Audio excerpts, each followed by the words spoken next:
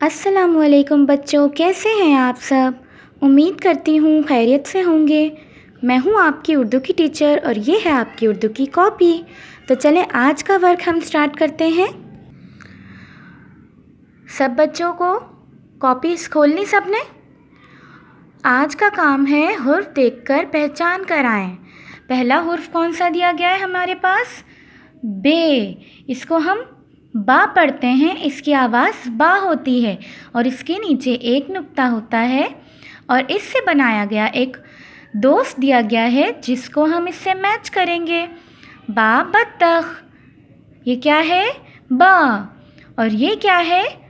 Gym. Gym के नीचे एक नुक्ता होता है और इसकी आवाज़ जा।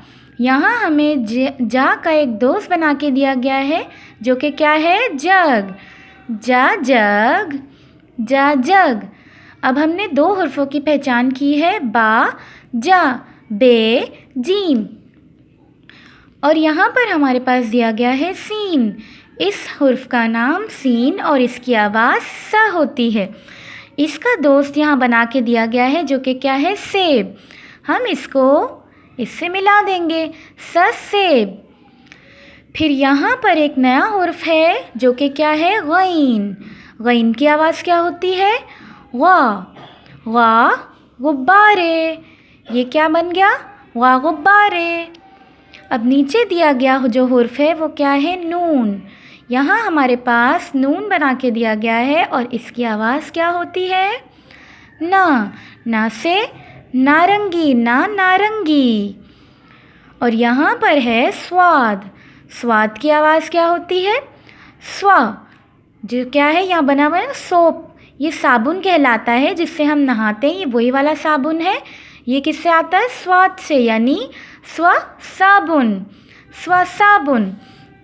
सब मेरे साथ साथ पढ़िए। बा बत्तख, बा बत्तख, बा बत्तख। नेक्स्ट है जा जग, जा जग, जा जग। बाद में हमारे पास है स सेब, स सेब। वा गुब्बारे, वा गुब्बारे, वा गुब्बारे। ना नारंगी, ना नारंगी, ना नारंगी। साबुन, स्व साबुन, स्व साबुन। बिल्कुल जिस तरह मैंने काम किया है इसी तरह आपने अपनी कॉपीज़ में करना है।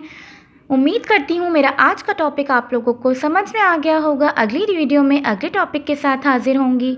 तब तक के लिए अल्लाह हाफिज़।